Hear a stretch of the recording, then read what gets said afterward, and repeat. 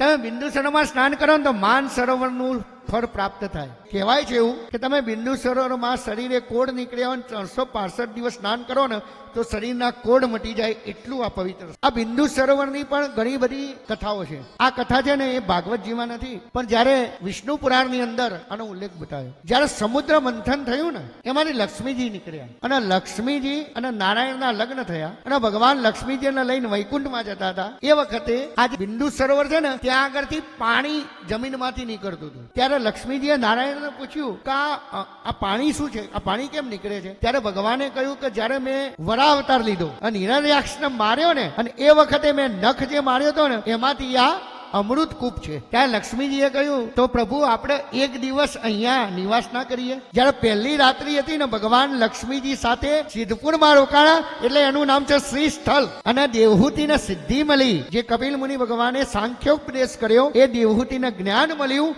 એટલે એનું નામ પડ્યું સિદ્ધપુર. સિદ્ધ ક્ષેત્ર હતું, પછી સિદ્ધપુર થયું.